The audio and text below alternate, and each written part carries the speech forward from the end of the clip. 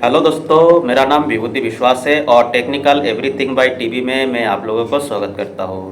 दोस्तों, आज मैं आप लोगों को सामने पर्सनल फाइनेंस के बारे में कुछ चर्चा करने जा रहे हैं। अर्थात पर्सनल फाइनेंस किसको कहते हैं और पर्सनल फाइनेंस अगर आप अच्छा से अगर जान पाओगे तो आपका पैसा के बारे में जो आप लोगों को ओपिनियन होता है उसके आपका पूरा तरह से बदल जाएगा। तो वीडियो शुरू करने से पहले मैं सभी दोस्तों को एक छोटा सा रिक्वेस्ट करना चाहूँगा।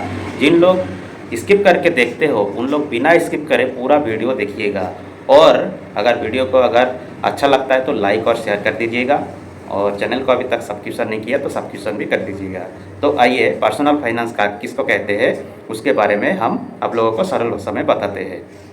देखिए, पर्सनल फाइनेंस के बारे में अगर सरल भाषा में मैं आप लोगों को बताऊंगा तो आप महीना में कितना इनकम करते हो और उसमें से आप कितना खर्चा करते हो उसको ऊपर डिपेंड करता है आपका पर्सनल फाइनेंस।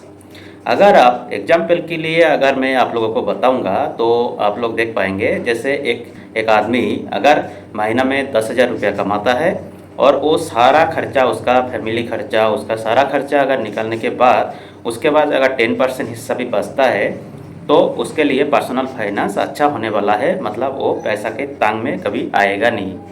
क्यों नहीं आएगा वो भी आपको बाद में मैं बता रहा हूँ। देखिए, पर्सनल फाइनेंस का सरल जो डेफिनेशन होता है यही होता है, जो आप कितना पैसा कमा रहे हो और उसमें से कितना आप रख पा रहे हो। और जो पैसा आप रख रहे हो 10% हिस्सा जो आप रख रहे हो वो पैसा आप कहाँ पर रख रहे हो, मतलब वो आप घर में रख रहे हो कि बैंक में रख रहे हो कि आप सेविंग्स अकाउंट में रख रहे हो या कोई जगह में आप इन्वेस्ट कर रहे हो। अगर कोई 10% हिस्सा जो है अगर कोई अच्छा जगह में इन्वेस्ट करते हो तो आपका पर्सनल फाइनेंस और ज़्यादा इंक्रीज होने वाला है और उसमें आपका भविष्य के लिए बहुत पैसा कमा के देने वाला है।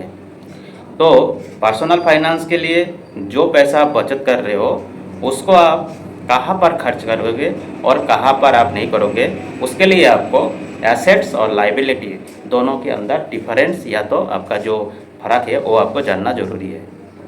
देखिए, एसेट्स क्या होता है, इसका जो सरल डेफिनेशन है वो है आप जो पैसा खर्चा करके कोई चीज़ खरीद रहे हो, कोई थिंग्स खरीद रहे हो, मतलब कोई भी वस्तु खरीद रहे हो, उसमें आपका जेब में और पैसा आते हैं।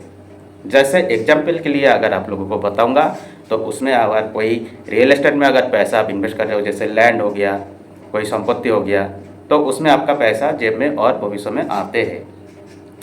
और एसेट्स की अगर एग्जाम्पल बताऊंगा, गोल्ड हो गया, जैसे सोना हो गया, या तो कोई भी इन्वेस्टमेंट हो गया, जैसे आपका शेयर मार्केट हो गया, जैसे शेयर बॉन्ड, ये इन्वेस्टिंग जो होता है ये भी आपका एक तरह का एसेट्स ही होता है। और लाइबिलिटी क्या होता है, लाइबिलिटी इसका ऑपोजिट होता है। जैसे जो भी चीज़ आप खरीद रहे हो, जो भी वस्तु आप खरीद रहे हो, आपका जेब में से पैसा आपका निकल के बाहर चला जाता है। अगर मैं एग्जाम्पल के लिए आप लोगों को बताऊंगा तो एग्जाम्पल देखिए बहुत सारा है। जैसे आप महंगा महंगा फ़ोन खरीदते हो, ये एक लाइबिलिटी है। आप कोई महंगा कार खरीद रहे हो, ये भी एक लाइबिलिटी है। कोई आप आलीशान मकान खरीद रहे हो आप रहने के लिए, तो ये भी एक आपका लाइबिलिटी है। क्योंकि इसको अगर आप चलाओगे, इसको अगर आप यूज करोगे तो आपको इसके लिए बहुत पैसा आपका जेब में से ऐसे ही पहले चला गया और भी इसका रिपेयरिंग में, इसका मतलब जो देखभाल है, इसके लिए आपको और भी पैसा आपको जाने वाला है। तो ये हो गया आपका लाइबिलिटी। तो एसेट्स आपको पता चल गया और लाइबिलिटी क्या है ये भी पता चल गया।